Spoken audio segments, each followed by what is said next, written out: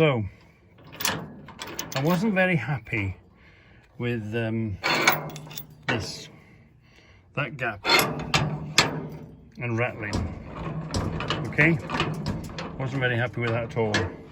So we got a sacrificial socket, you know, the ones that you pick up in the car boot, load them in a box. First of all, we make sure the socket fits in the big hole, and we make sure the shaft fits in the socket. So that's great. So now we're gonna put that in there, put this in there. But you're gonna wanna make the gap right, don't you? So we're gonna use this as a shim. This will come out afterwards. So what we're gonna do now is we're gonna shove that in there like that. Hold on, let me show you. So that will guarantee the gap.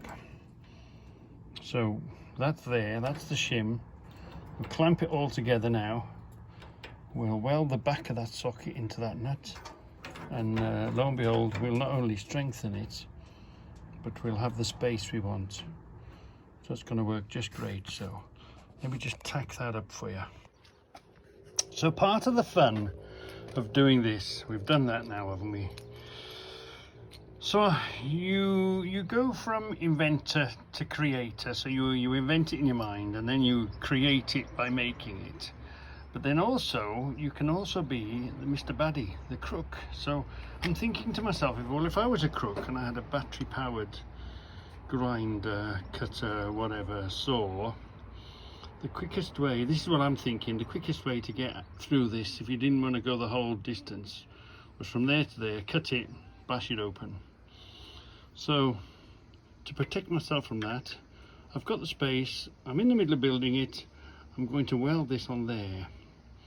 It doesn't affect too much, but it just strengthens that from attack from above. So now they've got twice as much metal to cut through, and hopefully it'll flatten their battery before they get through it all. Or they're here for longer, it's taking them more time and they're making more noise. Because I'm quite a deep sleeper, so I'm going to put that there purely to make their lives miserable. So look, it's now immovable. The door with the two locks on it, now immovable. So let's take this out first. It's took the slack out of that, hasn't it? Took the slack out of that. When you pull this now in and slide that across, the two of them, the thing is rock solid. So let's open this one. That's the regular one. This one's still holding. Obviously we use the Scoutcraft inspired lock, and bang bang, we're open. Oh, I'm pleased with that. I am very pleased. I'm not sure.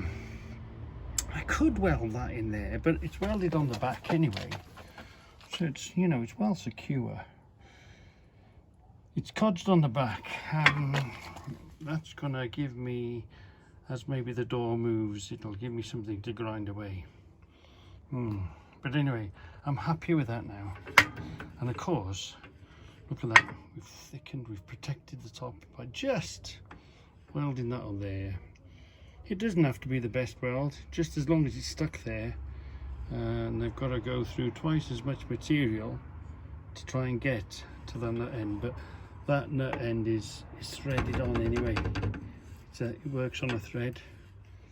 Welded the bolt in there, threaded that on there, so they're not going to get through that now without making one hell of a noise or flattening the battery on all the electric gear they brought with them. They'll have to use dynamite to get through this door.